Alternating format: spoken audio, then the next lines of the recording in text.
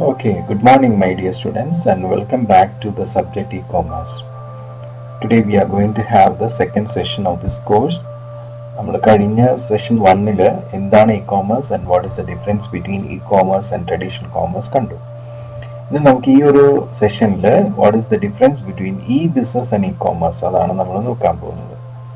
Actually നമ്മളുടെ colloquial ലാംഗ്വേജിൽ general ആയിട്ട് നമ്മൾ ഇ ബിസിനസ് എന്നും ഇ കോമേഴ്സ് എന്നൊക്കെ നമ്മൾ ജനറൽ ആയിട്ട് പറയാറുണ്ട്, സെയിം സെൻസിൽ തന്നെ. ബട്ട് ഏകദേശം സെൻസ് ഒക്കെ സെയിം ആണെങ്കിലും there is some difference, little difference ഉണ്ട് ഈ ബിസിനസ്സും ഇ കോമേഴ്സ് തമ്മിൽ. ശരിക്കും നമ്മൾ നോക്കുകയാണെങ്കിൽ ഇ കോമേഴ്സിൽ നിന്നും ഡിറൈവ് ചെയ്തിട്ടുള്ളതാണ് ഈ ബിസിനസ് എന്ന് പറയുന്നത്. അപ്പോൾ E commerce is A wide concept, വേറാസ് E business is A narrow concept, അങ്ങനെ വേണമെങ്കിൽ പറയാം. ഇൻ ഇ കോമേഴ്സ് നമ്മൾ എന്ത് ചെയ്യുന്നത് വെച്ച് കഴിഞ്ഞാൽ ബിസിനസ് ടു ബിസിനസ് ആയിട്ടുള്ള കമ്മ്യൂണിക്കേഷനും അതുപോലെ ബിസിനസ് ടു കൺസ്യൂമേഴ്സ് ആയിട്ടുള്ള കമ്മ്യൂണിക്കേഷൻസ് ഒക്കെ സാധ്യമാണ്. അതായത് എന്താണ് ബിസിനസ് ടു ബിസിനസ് എന്ന് പറയുന്നത്, ബി ടു ബി എന്ന് പറയുന്നതും ബി ടു സി എന്ന് പറയുന്നത്. അതായത് ബിസിനസ് ടു ബിസിനസ് ആൾക്കാരെ തമ്മിൽ കമ്മ്യൂണിക്കേറ്റ് ചെയ്യാം. അതെന്താണ്, ഇപ്പൊ സപ്പോസ് ഞാനൊരു മാനുഫാക്ചർ കമ്പനി ആണെങ്കിൽ ഞാൻ പ്രോഡക്റ്റ് പ്രൊഡ്യൂസ് ചെയ്യാണ്. അപ്പൊ എനിക്ക് ആവശ്യമായിട്ടുള്ള റോ മെറ്റീരിയൽസ് വേറൊരു സപ്ലയർ കമ്പനിയും എനിക്ക് പ്രൊവൈഡ് ചെയ്യണം. അപ്പോൾ ഈ സപ്ലയർ കമ്പനി ആയിട്ട് ഞാൻ എന്ത് ചെയ്തു, റിയൽ ടൈമില്, അതായത് ഇപ്പൊ എനിക്ക് റോ മെറ്റീരിയൽ തീരുമ്പോൾ തന്നെ ഞാൻ എന്ത് ചെയ്തു, സപ്ലയർ കമ്പനിക്ക് മെസ്സേജ് അയക്കുകയാണ് എനിക്ക് ഈ റോ മെറ്റീരിയൽ വേണം. അത് തീരുമ്പോൾ തന്നെ അപ്പൊ തന്നെ ഞാനത് ആ മെസ്സേജ് ഫോം ചെയ്ത് അപ്പൊ തന്നെ അത് സപ്ലൈയിലേക്ക് എത്തുന്നു. അതാണ് റിയൽ ടൈം എന്ന് പറയുന്നത്. നിയർ റിയൽ ടൈം അല്ലെങ്കിൽ റിയൽ ടൈം, ആ ടൈമിൽ തന്നെ ഞാൻ ആ കമ്മ്യൂണിക്കേഷൻ സാധ്യമാക്കുന്നു. സോ അങ്ങനെ ബിസിനസ് ടു ബിസിനസ് ആയിട്ടുള്ള കമ്മ്യൂണിക്കേഷനും ബിസിനസ് ടു കൺസ്യൂമർ, ഇപ്പൊ ഒരു കൺസ്യൂമർക്ക് വേണമെങ്കിൽ എന്ത് ചെയ്യാം, ആ കമ്പനിയുടെ ഓൺലൈൻ വെബിൽ പോയിട്ട് ഓൺലൈനായിട്ട് പർച്ചേസ് ചെയ്യാം അല്ലേ. അപ്പൊ അതാണ് ബിസിനസ് ടു കൺസ്യൂമേഴ്സ്. അപ്പോൾ ബിസിനസ് ടു ബിസിനസ്സും ബിസിനസ് ടു കൺസ്യൂമേഴ്സും ഉള്ള കമ്മ്യൂണിക്കേഷൻ ഇന്റർനെറ്റ് എന്നുള്ള ഒരു പ്രൈമറി പോർട്ടലിലൂടെ നമ്മൾ സാധ്യമാക്കി എടുക്കുന്നു. അതാണ് ഇ കോമേഴ്സ് എന്ന് പറയുന്നത്. ഓക്കെ, ഇപ്പൊ ആമസോൺ, ഇബേ അതൊക്കെ അങ്ങനെയാണ്. ഈ ആമസോണിൽ വേണമെങ്കിൽ നമുക്ക് ആമസോൺ വഴി ഒരു ബിസിനസ് നടത്താം, അല്ലെങ്കിൽ ആമസോണിൽ പോയിട്ട് നമുക്ക് പർച്ചേസ് ചെയ്യാം, ഇബേയിൽ അതുപോലെ തന്നെ. പക്ഷെ ഈ ബിസിനസ് എന്ന് പറഞ്ഞാൽ ഇ കോമേഴ്സിൽ ബിസിനസ് ടു ബിസിനസ് കമ്മ്യൂണിക്കേഷൻ ഉണ്ടല്ലോ, അതിനെ മാത്രമായിട്ട് പറയുന്നതാണ് ഈ ബിസിനസ്. ഫോർ എക്സാമ്പിൾ ഇപ്പോൾ ഒരു ബാങ്കിൽ വിചാരിക്കുക, അതിന്റെ ഹെഡ് ഓഫീസും ബ്രാഞ്ചും അവർ തമ്മിൽ ഒരു ഇന്റർനെറ്റ് കണക്ഷനിലൂടെ അവരുടെ ബിസിനസ് ആക്ടിവിറ്റീസിന്റെ കമ്മ്യൂണിക്കേഷൻസ് കമ്മ്യൂണിക്കേറ്റ് ചെയ്യുന്നു. അപ്പൊ അവരുടെ ബിസിനസ് കമ്മ്യൂണിക്കേഷൻസ് മാത്രമാണ് ഇന്റർനെറ്റിൽ കൂടെ നടത്തുന്നത്. ഇപ്പൊ ഒരു ബ്രാഞ്ചിൽ നടക്കുന്ന അപ്പോൾ ഉള്ള എല്ലാ ബിസിനസ് ട്രാൻസാക്ഷൻസും ഹെഡ് ഓഫീസിൽ ഇരുന്നുകൊണ്ട് അവിടുത്തെ കമ്പ്യൂട്ടറിലെല്ലാം കണ്ടെത്താൻ പറ്റും. ഓക്കെ, അപ്പോൾ അതാണ് എന്ത് ഈ ബിസിനസ് എന്ന് പറയുന്നത്. അപ്പൊ അതൊരു ഇന്റർനെറ്റിലൂടെയാണ് ചെയ്യുന്നത്. അപ്പൊ ഇന്റർനെറ്റ് എന്ന് പറയുന്ന പോർട്ടൽ ഒരു പ്രൈമറി പോർട്ടൽ ആയിട്ടല്ല അവിടെ കൺസിഡർ ചെയ്യുന്നത്. It is consider to be a secondary or a subsidiary portal. Okay, അതാണ് ഈ ബിസിനസ്. അപ്പം ഇ കോമേഴ്സ് ഇ ബിസിനസ് തമ്മിലുള്ള വ്യത്യാസം മനസ്സിലായല്ലോ. In E commerce internet is the primary portal, whereas in e-business intranet is the primary portal and internet is the secondary or subsidiary portal. ഇപ്പൊ നമുക്ക് ബാങ്കിൽ ഒരു മൊബൈൽ ബാങ്കിങ്ങോ നെറ്റ് ബാങ്കിങ്ങോ ഒക്കെ ചെയ്യണമെങ്കിൽ അവിടെ ഇന്റർനെറ്റ് ഒരു സെക്കൻഡറി പോർട്ടലാണ്. നമുക്ക് വേണമെങ്കിൽ ബാങ്കിൽ നേരിട്ട് പോയി ആ ട്രാൻസാക്ഷൻ നടത്താം. ഓക്കെ, സോ അതാണ് E commerce and E business. ഇതിന്റെ ശരിക്കുള്ള ഡിഫറൻസ് നമുക്ക് അടുത്ത സ്ലൈഡിൽ കാണാം. ഓക്കെ,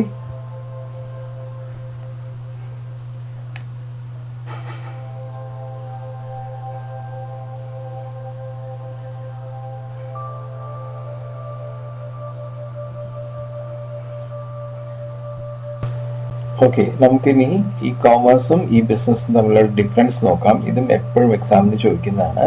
അപ്പൊ ഡിഫറൻസ് മനസ്സിലാക്കുന്നതിന് മുമ്പായിട്ട് നിങ്ങൾ ഒരു കാര്യം മനസ്സിൽ കൊണ്ടുവരേണ്ടതുണ്ട്. ദാറ്റ് ഈസ് ഇ കോമേഴ്സ് എന്ന് പറയുമ്പോൾ നമുക്ക് ആമസോൺ ഫോർ എക്സാമ്പിൾ മൈൻഡിൽ കൊണ്ടുവരണം. ഇ ബിസിനസ് എന്ന് പറയുമ്പോൾ ഏതെങ്കിലും ഒരു ബാങ്ക് കൊണ്ടുവരിക. ഓക്കെ, ഇ കോമേഴ്സിൽ നമുക്ക് എന്താ പറയാ, ഏത് നമുക്കൊരു കസ്റ്റമർ ആയിട്ടുള്ള രീതിയിലും അതുപോലെ ബിസിനസ് ആയിട്ടുള്ള രീതിയിലുള്ള എല്ലാ കാര്യങ്ങളും ഇ കോമേഴ്സിൽ ചെയ്യാം. ഈ ബിസിനസ്സിലെ ബിസിനസ് ടു ബിസിനസ് എന്നുള്ള രീതിയിൽ മാത്രം കാര്യങ്ങൾ ചെയ്യാം. ബാങ്കിന്റെ ഉള്ളിൽ നടക്കുന്ന ട്രാൻസാക്ഷൻസ്, ബാങ്കിന്റെ ഉള്ളിൽ തന്നെ നടക്കുന്ന ട്രാൻസാക്ഷൻ, അതാ ഈ ബിസിനസിന്റെ രീതിയിൽ. ഇ കോമേഴ്സ് എന്ന് പറയുമ്പോൾ കസ്റ്റമേഴ്സിനും ഇനിയിപ്പോ വേറെ എന്തെങ്കിലും ബിസിനസ് ചെയ്യുന്ന അവർക്കും എന്ത് ചെയ്യാം, ഇ കോമേഴ്സിൽ ഇൻവോൾവ് ആവാം. സോ അതുകൊണ്ട് തന്നെയാണ് ഇ കോമേഴ്സിന് ഒരു ഓപ്പൺ സിസ്റ്റം ആയിട്ടും ഈ ബിസിനസ്സിന് ഒരു ക്ലോസ്ഡ് സിസ്റ്റം ആയിട്ട്. കാരണം ബാങ്കിന്റെ ഉള്ളിൽ ഇപ്പൊ ലൈക്ക് മാനേജറും അതുപോലെ കാഷ്യറൊക്കെ എന്ത് ചെയ്യുന്നുണ്ടാവും, ഇന്റർനെറ്റിൽ കൂടെ അവര് ലിങ്ക് കണക്ട് ചെയ്ത് ബാങ്കിലത്തെ ട്രാൻസാക്ഷൻസ് തമ്മിൽ കമ്മ്യൂണിക്കേറ്റ് ചെയ്യുന്നുണ്ട്. അപ്പൊ അത് ക്ലോസ് സിസ്റ്റമാണ്. പിന്നെ നമ്മുടെ ഇ കോമേഴ്സ് പറയുന്നത് അത്ര സെക്യൂർഡ് അല്ല, പക്ഷെ ഇവിടെ ഈ ബിസിനസ്സിലെല്ലാം സെക്യൂർഡ് ആണ്. പിന്നെ നമ്മുടെ ഇ കോമേഴ്സിൽ നമ്മൾ കൂടുതലായിട്ട് ടെക്നോളജി ആയിട്ട് ഡീലിങ്സ് ആണ് വരുന്നത്. ഒരു കസ്റ്റമർ ആയിട്ടുള്ള രീതിയിൽ എൻ്റർ ചെയ്യുക, അല്ലെങ്കിൽ ഒരു ബിസിനസ് പാർട്ട്ണർ ആയിട്ടുള്ള രീതിയിൽ എൻ്റർ, അപ്പൊ അതിനൊക്കെ ടെക്നോളജി ഉണ്ട്. പക്ഷെ നമ്മുടെ ഈ ബിസിനസ്സിൽ നമ്മൾ ചെയ്യുന്ന ഓരോ ഫങ്ഷൻസിനെ ബേസ് ചെയ്തിട്ടുള്ള രീതിയിലാണ്, നമ്മളുടെ ഫങ്ഷൻസിനെ ഫെസിലിറ്റേറ്റ് ചെയ്യുന്ന രീതിയിലാണ് വരിക. ഇപ്പൊ ഒരു കാഷ്യർ ആണെങ്കിൽ ഇപ്പൊ പൈസ കൊടുത്തു കഴിഞ്ഞാൽ ആ എൻട്രി എങ്ങനെയൊക്കെ ചെയ്യുക, അപ്പൊ അതിന് ഫെസിലിറ്റി ചെയ്യുന്നുണ്ട് അല്ലെ. ഇപ്പൊ പണ്ടത്തെ രീതിയിൽ ഇപ്പൊ ഒരു കാഷ്യർ എടുത്ത് പോയിട്ട് നമ്മൾ പൈസ ഡെപ്പോസിറ്റ് ചെയ്യുകയാണെങ്കിൽ അയാൾ ആ ലെഡ്ജറിൽ എഴുതി വെക്കും, അത് ഇപ്പം അയാൾക്ക് കമ്പ്യൂട്ടറിൽ എൻ്റർ ചെയ്യാം, അപ്പൊ തന്നെ അത് മാനേജറിൽ അവിടേക്ക് പാസ് ആവും അല്ലെ. പിന്നെ ഈ ഇ കോമേഴ്സിൽ നമ്മൾ അധികം ഈ ഇലക്ട്രോണിക് ഡേറ്റ ഇന്റർചേഞ്ച് അധികം നടത്തുന്നില്ല, പക്ഷെ ഈ ബിസിനസ്സിൽ അത് നടത്തുന്നുണ്ട്. അതുകൊണ്ട് തന്നെയാണ് കാഷ്യർ വൺസ് ഒരു ലെഡ്ജർ എൻട്രി നടത്തി കഴിഞ്ഞാൽ അപ്പൊ തന്നെ അത് അപ്ഡേറ്റഡ് ആയിട്ട് മാനേജറിനവിടേക്ക് എത്തുന്നത്. പിന്നെ ഇ കോമേഴ്സിൽ എപ്പോഴും ഇന്റർനെറ്റിനെ ബേസ് ചെയ്തിട്ടാണ്. ഈ ബിസിനസ്സിൽ ഇൻട്രാനെറ്റ്, അതായത് ആ ബാങ്കിന്റെ ഉള്ളിൽ വിതിൻ കണക്ട് ചെയ്യുന്നതാണ് ഇൻട്രാനെറ്റ്, അതിലൂടെയാണ് എല്ലാം ഓപ്പറേറ്റ് ചെയ്യുന്നത്. പിന്നെ ഇ കോമേഴ്സിലെ എല്ലാ കോമേഴ്സ് ട്രാൻസാക്ഷൻസ് ആണ് നടക്കുന്നത്, ഈ ബിസിനസ്സിൽ ബിസിനസ് ട്രാൻസാക്ഷൻസ് ആണ്. നമുക്ക് ഇ കോമേഴ്സിൽ ചെറുതും വലുതുമായിട്ടുള്ള ട്രാൻസാക്ഷൻ നടത്താം, ഈ ബിസിനസ്സിൽ എപ്പോഴും ബൾക്കി ട്രാൻസാക്ഷൻസ് ആണ്. പിന്നെ നമുക്ക് ഇ കോമേഴ്സിൽ ബിസിനസ്സും കൺസ്യൂമേഴ്സിന്റെയും ഇത് കൺസിഡർ ചെയ്യുന്നുണ്ട്, ഫോക്കസ് ചെയ്യുന്നുണ്ട്. ഈ ബിസിനസ്സിൽ എപ്പോഴും ബിസിനസ് ആക്ടിവിറ്റീസ് മാത്രമാണ് ഫോക്കസ് ചെയ്യുന്നത്. ശരിക്കും നമ്മളുടെ ഒരു ബിസിനസ് മോഡലിന്റെ എക്സ്റ്റൻഷൻ ആണ് ഇ കോമേഴ്സ്. ഈ ബിസിനസ് എന്ന് വെച്ചാൽ ഓൺലൈൻ ബിസിനസ് മാത്രമാണ്. അതായത് ബാങ്കിന്റെ ഉള്ളിൽ നമ്മൾ ചെയ്യുന്ന ബിസിനസ് ഓൺലൈൻ ആക്കിയിട്ടുണ്ട് ഇന്റർനെറ്റിലൂടെ, അതാണ് ഈ ബിസിനസ്. ഇ കോമേഴ്സ് എന്ന് പറയുമ്പോൾ നമ്മളുടെ സാധാരണ ഒരു ട്രഡീഷണൽ ബിസിനസിന്റെ ഒരു എക്സ്റ്റൻഷൻ മോഡൽ, അതിൽ കസ്റ്റമറിനും അല്ലെങ്കിൽ ഒരു ബിസിനസ് പാർട്ട്ണറൊക്കെ ഒരുപോലെ എൻട്രി ചെയ്ത് കാര്യങ്ങൾ ചെയ്യാം, അതാണ് E commerce and E business. അപ്പൊ കുറച്ചുകൂടി വൈഡർ ആയിട്ടുള്ള കൺസെപ്റ്റ് ആണ് ഇ കോമേഴ്സ്. ഈ ബിസിനസ് അതിൽ നിന്ന് ഡിറൈവ് ചെയ്തിട്ടുള്ളതാണ്. ഓക്കെ,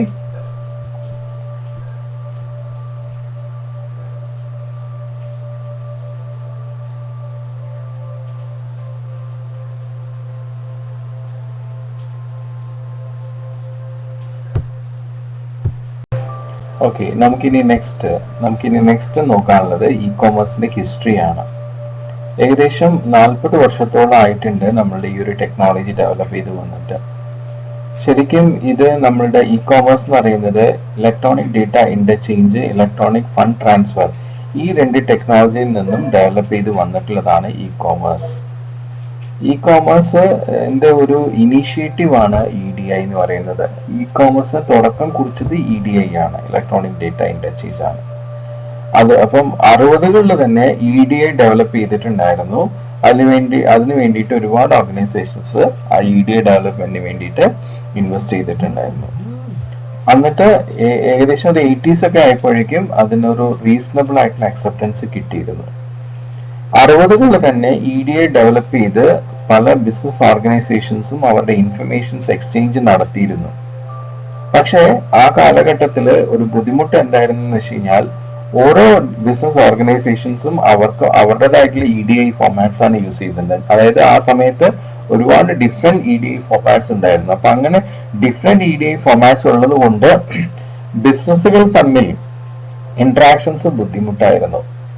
ബിസിനസിന്റെ ഉള്ളിലുള്ള ഇന്ററാക്ഷൻസ് സാധ്യമാണ്, പക്ഷെ ഒരു ബിസിനസ്സും മറ്റുള്ള ബിസിനസ്സുമായിട്ടുള്ള ഇന്ററാക്ഷൻസ് സാധ്യമായിരുന്നില്ല. കാരണം വെച്ച് കഴിഞ്ഞാല് ഓരോ ബിസിനസ്സും യൂസ് ചെയ്യുന്ന EDI ഡിഫറെന്റ് ഫോർമാറ്റ്സിലായതുകൊണ്ട്. പക്ഷെ പിന്നീട് അത് ഒരു ജനറൽ ഫോർമാറ്റിലേക്ക് വന്നിട്ടാണ് നമ്മളുടെ ബിസിനസ് ടു ബിസിനസ്സുകൾ ഇന്ററാക്ഷൻസ് നടന്നു തുടങ്ങിയത്. അപ്പൊ ആ രീതിയിൽ EDI നിൽക്കുന്ന സമയത്തായിരുന്നു 1969 നമ്മുടെ ഇന്റർനെറ്റിന്റെ വരവ്. അത് ഡിഫൻസ് ഓർഗനൈസേഷനിലാണ് അത് ആദ്യമായിട്ട് ഡെവലപ്പ് ചെയ്തത്. കമ്പ്യൂട്ടർ നെറ്റ്വർക്കിങ്ങിലൂടെ ഇന്റർനെറ്റ് ഡെവലപ്പ് ചെയ്തു. ശരിക്കും ഈ ഇന്റർനെറ്റ് ഡെവലപ്പ് ചെയ്തിരുന്നില്ല എന്നുണ്ടെങ്കിൽ ഈ ഇന്റർനെറ്റ് ഡെവലപ്പ് ചെയ്ത് വന്നു. അപ്പം EDI ഇപ്പം എന്താ പറയാ, പല ഡിഫറെന്റ് ഫോർമാറ്റ്സിൽ ഒരു കൺഫ്യൂഷൻ സ്റ്റേജിൽ എന്നാൽ ജനറൽ ഫോർമാറ്റിലേക്ക് ആവാം എന്നുള്ള രീതിയിൽ നിൽക്കുമ്പോൾ ഇന്റർനെറ്റ് വന്നു. അപ്പം ഈ ഇന്റർനെറ്റും ഈ EDI-യും ഏകദേശം എന്താ പറയാ ഒരു എൻഡപ്പ് ആയിട്ടുള്ള രീതിയിലേക്ക് അങ്ങനെ പോയിക്കൊണ്ടിരിക്കുന്ന ഒരു സമയത്താണ് world wide web 1990s form ചെയ്തത്. World wide web 1990s form ചെയ്തപ്പോൾ അത് ശരിക്കും നമ്മുടെ ഇന്റർനെറ്റിനെ ഒന്നുകൂടി ഉയർത്തെഴുന്നേൽപ്പിച്ചു. അതുപോലെ തന്നെയാണ് EDI നമ്മുടെ അപ്പൊ വേൾഡ് വൈഡ് വെബ് വന്നപ്പോഴേക്കും EDI-യും നമ്മുടെ ഇ-കോമേഴ്സ് എന്നുള്ള രീതിയിലേക്ക് ഉയർത്തെഴുന്നേറ്റു. അപ്പൊ ആ രീതിയിലാണ് നമ്മളുടെ ഇ-കോമേഴ്സിന്റെ ഡെവലപ്മെന്റ് ഫോം ചെയ്തിട്ടുള്ളത്. ഓക്കെ,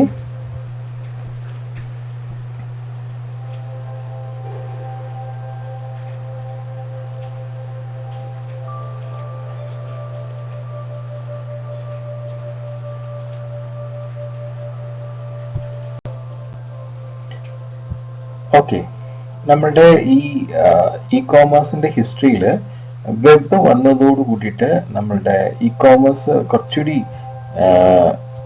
ഡെവലപ്പ് ചെയ്തെന്ന് പറഞ്ഞു. അപ്പൊ വെബ് ശരിക്കും നമ്മളുടെ ഒരു മെയിൻ സ്ട്രീം മീഡിയ ആയിട്ട് മാറുക ചെയ്തത്. ഇപ്പൊ നമ്മുടെ print media, TV media, radio media ഒക്കെ മറികടന്നുകൊണ്ട് ഒരു മെയിൻ സ്ട്രീം മീഡിയ ആയിട്ട് മാറി. അത് വളരെ ഫാസ്റ്റ് ആയിട്ടാണ് മൂവ് ചെയ്തത്.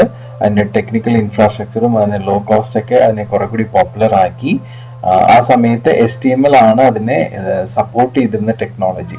അപ്പൊ ആ ഒരു ടെക്നോളജി ഇപ്പൊ ഇന്റർനെറ്റിനെ ഈ വെബ് നന്നായിട്ട് എഴുന്നേൽപ്പിച്ചെങ്കിലും നമ്മളുടെ EDI-യുടെ ഡെവലപ്മെന്റ് സ്ലോ ആയിട്ടാണ് ഈ HTML-ന്റെ സപ്പോർട്ട് കൂടി ഫോം ചെയ്തിരുന്നത്. അതാണ് ശരിക്കും ആ സമയത്ത് ഉണ്ടായിരുന്ന ഒരു ഡ്രോബാക്ക് എന്ന് വേണമെങ്കിൽ പറയാം. പക്ഷെ പിന്നീട് ഈ HTML-ന് പകരം നമുക്ക് XML മെറ്റാ മാർക്കപ്പ് ലാംഗ്വേജ് എന്നുള്ള സംഭവം വന്നു കഴിഞ്ഞപ്പോൾ നമ്മളുടെ ഇ-കോമേഴ്സ് അത് കുറെ കൂടി എനർജറ്റിക് ആയിട്ട് ഡെവലപ്പ് ചെയ്തു. അതിന്റെ ഡെവലപ്മെന്റ് കുറച്ചുകൂടി ഫാസ്റ്റായി.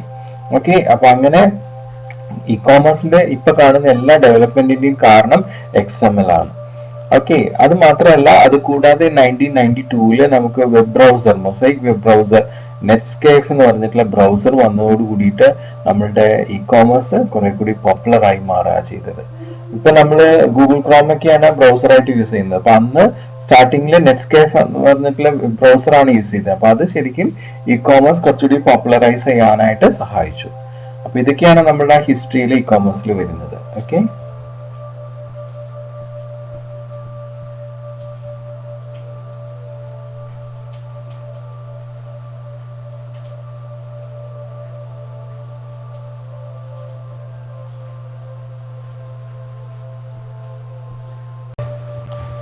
ഓക്കെ, നമ്മളുടെ ഇ-കോമേഴ്സിന്റെ നെക്സ്റ്റ് ഒരു ഇമ്പോർട്ടൻറ്റ് മൈൽ സ്റ്റോൺ എന്ന് വെച്ച് കഴിഞ്ഞാൽ നാപ്സ്റ്റർ എന്ന് പറഞ്ഞിട്ടുള്ള ഒരു ഓൺലൈൻ ആപ്ലിക്കേഷന്റെ ഡെവലപ്മെന്റ് ആണ്. ഈ നാപ്സ്റ്റർ ശരിക്കും എന്താന്ന് വെച്ച് കഴിഞ്ഞാൽ നമുക്ക് മ്യൂസിക് ഫയൽസ് ഷെയർ ചെയ്യാനുള്ള ഒരു ആപ്ലിക്കേഷൻ ആണ്. അത് ഫ്രീ ആയിട്ട്. കാരണം അന്നൊക്കെ ഈ പറയുന്ന 90s ഇൻഡസ്ട്രിയിൽ നിന്നും കൺസ്യൂമേഴ്സ് എന്താണ് എക്സ്പെക്ട് ചെയ്യുന്നത് എന്നുള്ളത് അറിയാൻ വേണ്ടിയിട്ട് നാപ്സ്റ്റർ ഡെവലപ്പ് ചെയ്തു. അപ്പോൾ കുറെ കൂടി ആൾക്കാർ ഇന്റർനെറ്റ് യൂസേജ് കൂട്ടി. കാരണം ഫ്രീ ആയിട്ട് മ്യൂസിക് ഒക്കെ ഡൗൺലോഡ് ചെയ്യാനായിട്ട് നാപ്സ്റ്റർ കൊണ്ടവർക്ക് പറ്റി. അപ്പം ഇ-കോമേഴ്സ് ഈ നാപ്സ്റ്ററിൽ ഒരു സപ്പോർട്ട് കിട്ടുക ചെയ്തത്. അത് മാത്രമല്ല, നമ്മളുടെ ഈ DSL,